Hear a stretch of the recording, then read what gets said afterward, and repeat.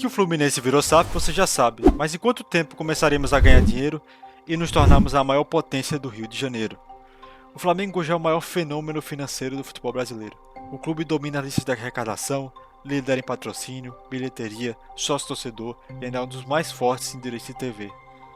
Essa força foi construída principalmente depois de 2019, quando o time conquistou a Libertadores e o Brasileirão no mesmo ano. Desde então, o Flamengo transformou os títulos em dinheiro, dinheiro em reforços e reforços em mais títulos. Mas nem tudo é crescimento sem limite. Muitos analistas já dizem que o clube atingiu um patamar muito próximo do teto do faturamento do Brasil. Ou seja, enquanto o Flamengo segue gigante, a diferença para os rivais pode começar a diminuir nos próximos anos.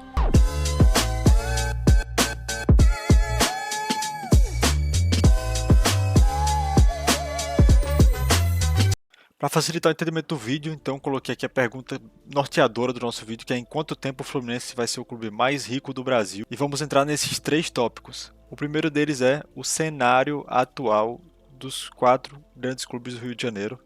A gente vai falar do Flamengo, vai falar do Botafogo e sua SAF, do Vasco e de sua SAF, da situação atual. O segundo ponto é a projeção do Fluminense até 2030. Qual a receita que o Fluminense pretende ter em 2030, qual a receita atual e como, na minha opinião, como eu acho que a SAF vai impactar essa receita do Fluminense daqui até 2030.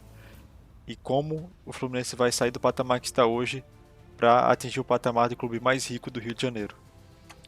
Preparei todo esse esquema aqui. Vamos falar do Flamengo. Essa é a situação do Flamengo atual. O Flamengo que hoje, disparadamente, assim, anos-luz na frente dos outros clubes do Rio em termos financeiros, é a maior receita. 1,4 bilhões de receita anual é o valor que o Flamengo recebe. Então só por esse fator o Flamengo já está na frente de todos os outros em termos financeiros. 1,4 bilhões e agora vamos entender de onde é que vem esses 1,4 bilhões. Vamos destrinchar o momento que o Flamengo vive. O primeiro ponto são os patrocínios gigantes. O Flamengo hoje tem patrocínio da Betano, da Adidas, os outros patrocinadores que compõem a camisa. E um ponto importante para a Betano, até separei a notícia aqui, o Flamengo anunciou a Betano como o maior patrocinador da história do futebol brasileiro. Então, assim, é uma notícia que impactou todos os outros. O Flamengo já tem uma receita alta. Esse fechamento desse patrocínio só corrobora ainda mais porque o Flamengo vai estar um bom tempo na frente. Segundo ponto é a maior bilheteria e mídia do Brasil. Hoje o Flamengo tem a maior média de público do país, disparado. O Flamengo onde joga vem lotando os estádios. Não vou entrar no mérito de torcida modinha, torcida terceirizada, que não é o foco do vídeo, mas tem a maior média de público do país. Quando joga no Maracanã, lota o Maracanã, esgota os ingressos, isso já dá uma ótima renda para o Flamengo, um ótimo fundo assim, de dinheiro o tempo todo ali entrando. E o total aproximado que eu calculei aqui, com a ajuda de alguns sites, foi de 330 milhões no ano, só de bilheteria, tá?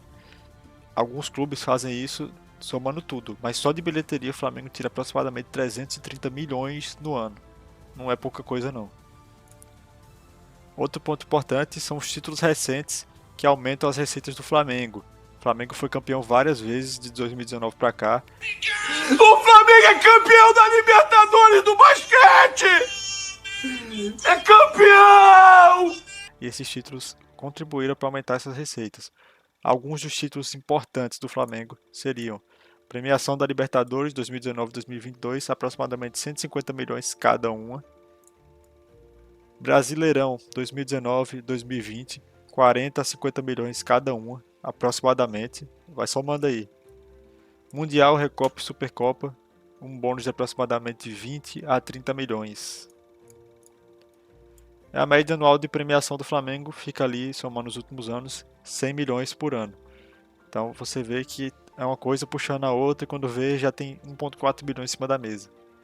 Outro ponto que faz o Flamengo se despontar dos demais é já ter uma estrutura consolidada, que nem todos os clubes do Rio têm uma estrutura consolidada. Por exemplo, o Ninho do Urubu é um investimento maior de que 100 milhões já feitos, ou seja, imagina a quantidade de dinheiro que já entrou ali naquele local. Marketing e licenciado, 50 a 60 milhões por ano. O Flamengo é o time da mídia, o Flamengo é o time que vende muita camisa, a marca é muito bem vendida já, é conhecida Nordeste, Norte, qualquer outra região do Brasil. Então, só de sair 50, 60 milhões por ano. E é um clube que tem as dívidas controladas, querendo ou não, é uma dívida controlada, não tem nenhum furo muito grande e todo ano entra uma receita muito alta. Então, isso consolida o Flamengo como a maior receita do Rio. Agora nós descemos aqui para o segundo tópico, que seria o Botafogo. O Botafogo do John Textor, que esse é o sobrenome do Botafogo, né? O Botafogo tem uma receita aproximada de 500 milhões anuais. E vamos entender um pouco da estrutura do Botafogo. Bom, o ponto chave que mudou a história do Botafogo para sempre é a SAF do John Textor, isso é incontestável. O aporte inicial dessa SAF era de 400 milhões para serem parcelados nos outros anos. E tinha a previsão de investimentos futuros, que ainda está nessa previsão, mais ou menos 200 milhões até 2026. Hoje está aquele moído aí do querendo fazer um fundo de investimento único para todos os clubes dele, não sabemos os passos dos próximos capítulos, mas isso é o que a gente tinha do Botafogo. Outro ponto importante da SAF do John Textor é o investimento internacional. Tem muitas parcerias comerciais no exterior, que dá mais ou menos 300 milhões por ano. Isso também traz scout, tecnologia, trazendo aproximadamente um investimento de 20 milhões anuais. O Botafogo, nos últimos anos, devido ao dinheiro, trouxe várias contratações de impacto. Eu citei duas aqui, por exemplo, Luiz Henrique e Alex Telles. Luiz Henrique trouxe o título da Libertadores para o Botafogo, botou aquela final contra o Atlético Mineiro no bolso, pegou a taça, colocou nas costas. Então, foram contratações que o dinheiro trouxe, né? Falam que o dinheiro não traz felicidade, mas isso aí, traz Libertadores. Outro ponto importante é a gestão empresarial. Por exemplo, o Botafogo teve uma redução de suas dívidas herdadas antes da SAF. 200 milhões dessas dívidas já foram pagas por John Textor. E tem uma receita comercial em crescimento, né?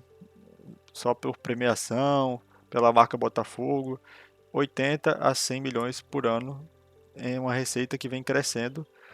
E o programa do Botafogo de sócio torcedor teve uma alta nos últimos anos, que somaram mais ou menos 30 a 40 milhões no ano, resultando nesse valor montante aqui de 500 milhões aproximados de receita.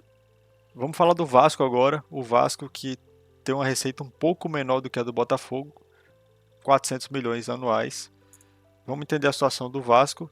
O Vasco é SAF da 777 Partners, foi comprado por 700 milhões, previsto até 2026, e nem todo o valor foi pago ainda, tá? Nem todo o valor foi pago ainda. Deixa eu botar para cá.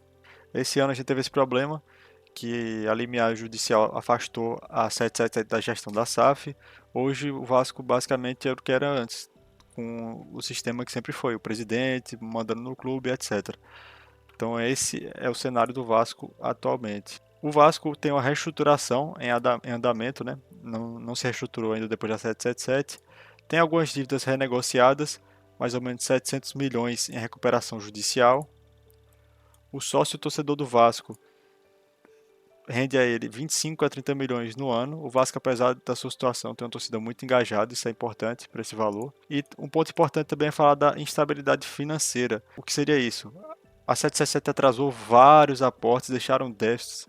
Entrou um déficit de 100 milhões em 2023. E, por outro lado, tem receita própria com patrocínio 60, 70 milhões no ano. Ou seja, o Vasco hoje é um time que basicamente depende muito do resultado, não é o que a gente vê. O Vasco, para ter um equilíbrio financeiro ali, ele precisaria apresentar resultados. E a gente sabe que isso e o Vasco não combinam. Então, por isso o Vasco está nessa situação de hoje. Mas mesmo assim, tem um aporte de 400 milhões no ano. Vamos para o colossal Fluminense agora. Separei aqui. E aqui no Fluminense eu fiz um esquema um pouquinho diferente. Eu falei do Fluminense hoje e falei de uma projeção futura, que eu vou mostrar em um gráfico mais para frente. O Fluminense hoje tem uma receita estimada em 350 milhões no ano. Dos quatro grandes do Rio, é a menor receita, fazendo uma média dos últimos anos, é a menor receita, isso é fato. 350 milhões no ano. E qual é a situação atual do Fluminense? O Fluminense está para virar SAF. Se você ainda não sabe nada da SAF, tem um vídeo meu no canal falando sobre SAF. Vou deixar o link aqui e na descrição. Você vai lá e veja sobre a SAF. Se você não tem nada, olha a SAF antes de vir para cá. Porque se eu falar aqui, você não vai entender o porquê da SAF e etc. Vamos lá. SAF e aportes. A SAF, a avaliação que a SAF fez, é para investir 850 milhões no Fluminense como receita assim, imediata para o futebol pela BTG Pactual. Esse aporte não é para ser pago à vista, obviamente, vai ser 270 milhões em 2025 e o restante até 2027, totalizando o restante dos 500 milhões que estava faltando.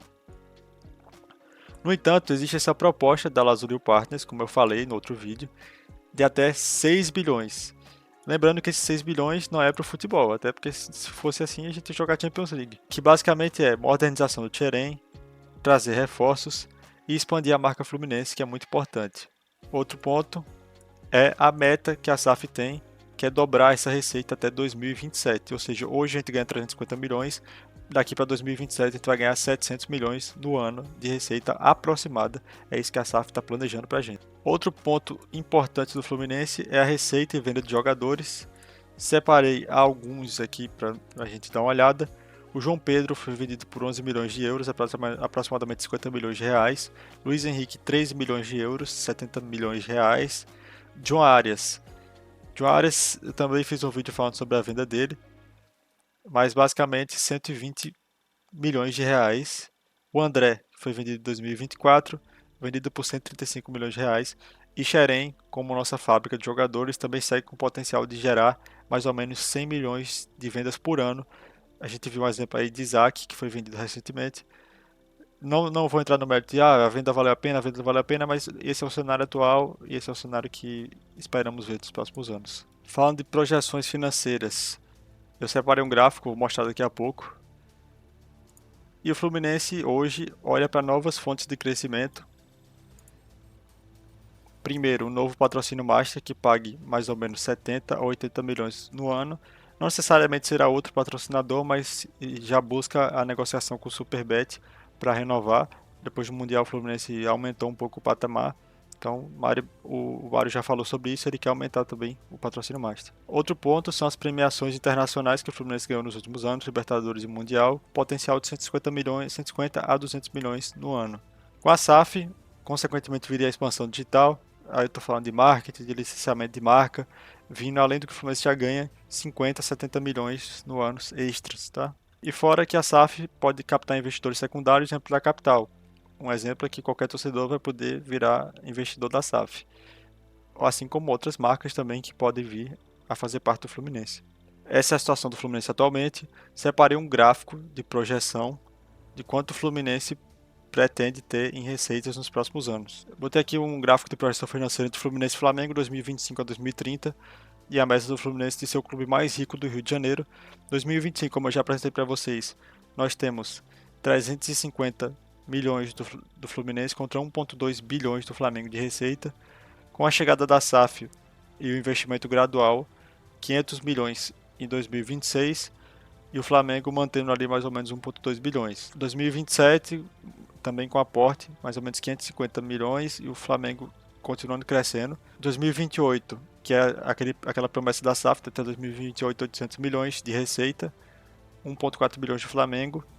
2029 850 milhões do Fluminense, 1,5 do Flamengo. E 2030, que seria um ponto importante já de consolidação de SAF, o Fluminense chegaria ali a 1,1 bilhão de receita e o Flamengo em mais ou menos 1,6 segundo as projeções atuais. Ou seja, o Fluminense de 2025 para 2030 ia crescer de 350 milhões para 1 bilhão, de acordo com a projeção da SAF, de acordo com o investimento de 6 bilhões no futebol, em Xerém, nas contratações e o investimento de 850 milhões como aporte inicial. Então, essa é a projeção do Fluminense até 2030. Aí você pode falar, então o Fluminense não vai passar o Flamengo de 1 para 1,6. Realmente, até 2030 é praticamente impossível o Fluminense passar o Flamengo, mas o que eu quero que vocês entendam é, o Flamengo ele está muito mais perto de um teto do que o Fluminense está perto de um teto. O Flamengo ele tem muito menos para onde crescer em termos financeiros do que o Fluminense. O Fluminense tem um oceano para crescer, principalmente depois da SAF. O Flamengo já cresceu muito financeiramente, não vai fazer grandes estripulias, não vai sair muito de onde ele já está. Então, a projeção do Flamengo é mais ou menos 1,6 bilhões de receita em 2030 e o Fluminense tem esse crescimento assim absurdo. Se você pegar em termos de porcentagem, 1,2 bilhões para 1,6 e comparar 350 milhões para 1 bilhão, a porcentagem de crescimento do Fluminense é muito maior. É muito maior. O Fluminense tem um teto, tem um oceano aí na frente para crescer. E se a gente fosse crescer esse gráfico, com certeza em mais alguns anos o Fluminense vai se equiparar em termos financeiros. Em futebol nem se fala, né? Futebol nós somos a pedra no sapato deles, ganhar Fla-Flu é normal, mas em termos financeiros, em alguns anos chegaremos neles. E a questão não é nem se o Fluminense vai ser o clube mais rico do Rio de Janeiro, mas quando o Fluminense vai ser o clube mais rico do Rio de Janeiro.